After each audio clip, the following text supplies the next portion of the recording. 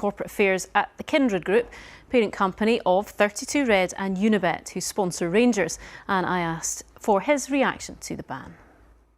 Well, look, I think what the SPFL have said is that, there is a role for, responsible, sustainable gambling operators in football. We certainly view our position in football very much along those lines. We've, for example, sponsored Rangers for coming up to 10 years now, one of the longest running partnerships in British football. And actually, we've made a really conscious effort to drive a kind of new model of sponsorship that looks at benefiting the club and its community. So, Rangers fans will have seen, responsible gambling messaging on the front of the shirt. So this season it's Set Your Limits. And we've also supported the club's Team Talk project, which is a really important men's mental health project that benefits dozens and dozens of men in Glasgow to talk about their men's mental health. And so, there is a role for, responsible, sustainable operators. And I think by driving a kind of new model of sponsorship forward, we can make sure that, operators are able to continue being involved in football and in wider British sport. There does seem to be a bit of a direction of travel here. Obviously, the English Premier League are bringing in this ban in the coming years. Other international football leagues have. Do you think this is the beginning of the end of gambling sponsorship in football? I think there's a real opportunity, and I know the Premier League mentioned this in their statement about work going on around a new code of responsible gambling sponsorship. I think that's where the future lies, and I think that's really important, because I think to remove the industry from the public eye would not be the right solution. And I actually think, there's a role for... Why not, though, Tom? Because surely if it does any harm, if it's linked to any harm at all, responsible gamblers will still place responsible bets. All it is targeting those who have problems with gambling, surely. Yeah, I think there's an opportunity, though, for us to use our sponsorship for good. And so we've certainly done that. And actually, we've seen a huge increase, for example, in the number of players who use those kind of safer gambling tools. So whether that's deposit limits or reality checks. And just a couple of years ago, only around a third of our customer base had one of those set.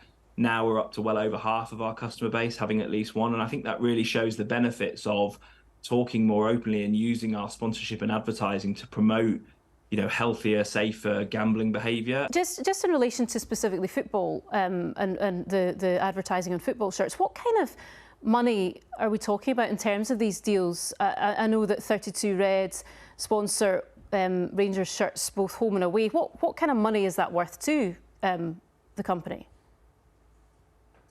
I don't have the financial details, so that's obviously a commercial... It's millions though, right? We're talking millions. Look, I don't have the commercial details. Obviously, it's a commercially sensitive deal, but look, I think for instance, if for instance the SPFL followed suit and decided that they didn't want front of shirt advertising, and they go the way of the English League, who are saying actually not front of shirt, but you can put it on the sleeves, would that mean that you would consider pulling, for instance, the deal with Rangers, or would it be worth less to Rangers to do that?